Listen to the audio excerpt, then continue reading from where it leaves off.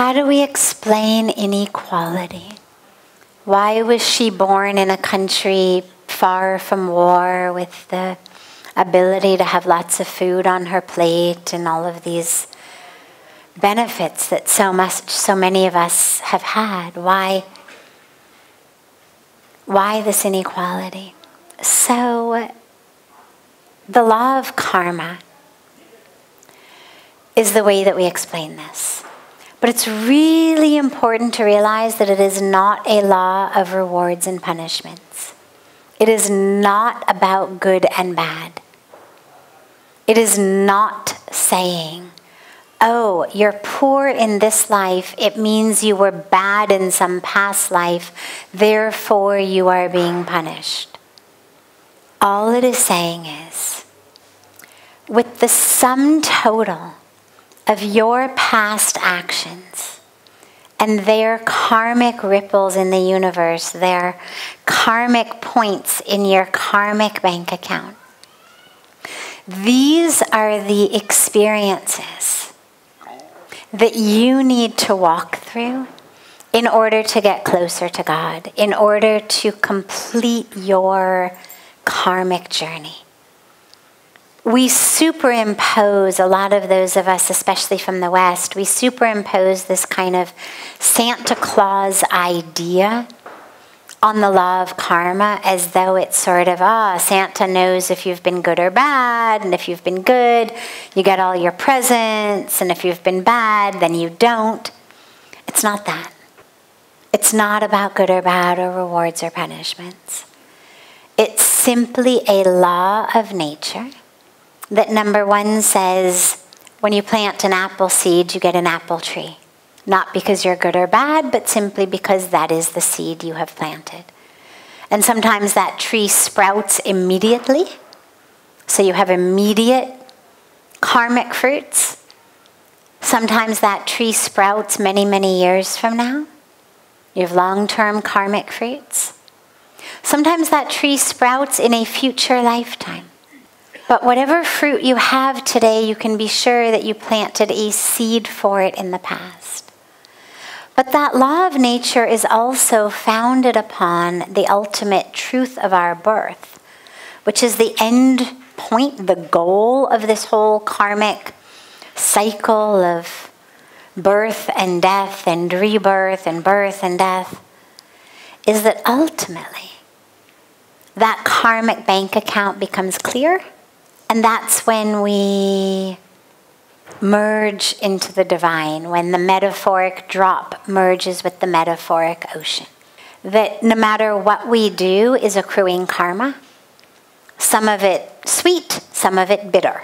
What you could call your karmic plus points and minus points. But unlike a regular bank account, they don't cancel each other out.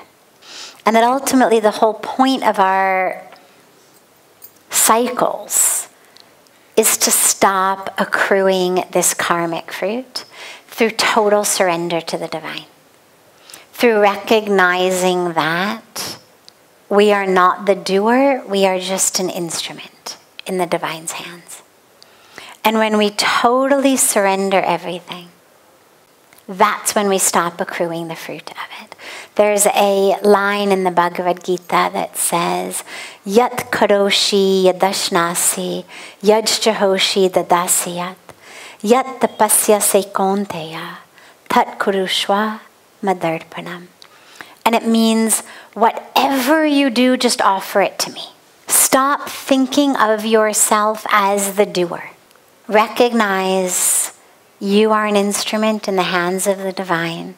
You are a channel through which the divine flow is flowing. The inequality arises because of these karmic cycles. There are people for whom, due to their karmic past, their next step is to be taken in the environment, in the situation of struggle or of lack or of violence or whatever it may be, in order for them to get closer to God, in order for them to wipe clean their karmic bank account. And for others, their next steps are most conducive to be taken in situations with plenty. But here's what's interesting. That doesn't mean that either of them exists in a vacuum. We are all intricately linked and intertwined. So for example, let us say there is a child starving on the street, begging for food. Well, okay, so maybe the reason that she's in that condition is because of her karmic past. Okay, but I have walked by her. When I see her, compassion flows in me, maybe tears pour out of my eyes. Or maybe, going back to Tiffany's earlier question, maybe I try to ignore her and shut myself off, and I later suffer the consequences of having ignored her and turned off my compassion because it was too painful. But in either case, her sitting there is an important catalyst for me to learn an important lesson. Now she and I are locked. And in the first case, as my compassion flows, maybe instead of just giving her an apple or 10 rupees, I decide that we need to open up a school for poor kids so that they actually have a place to go to school instead of begging on the road.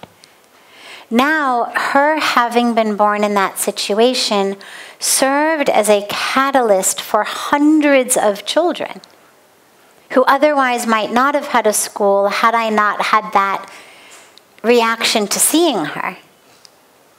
So you start to see how everything is interlinked and interlocked.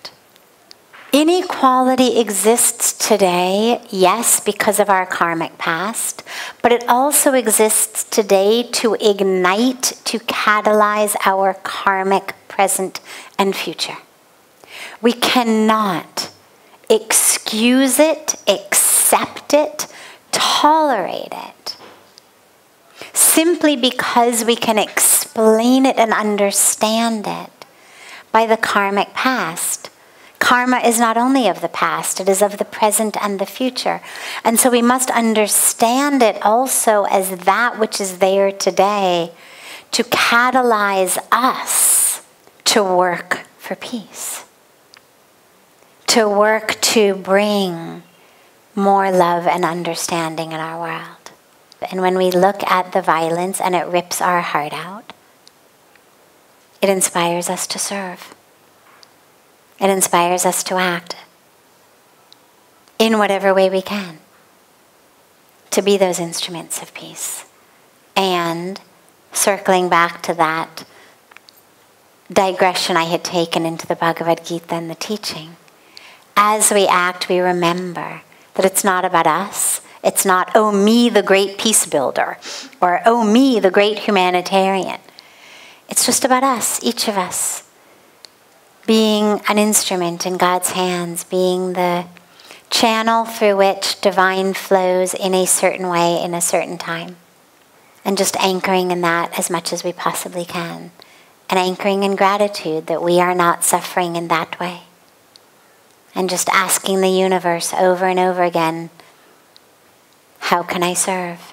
How can I serve? How can I serve? And keeping our eyes and our hearts open to those messages.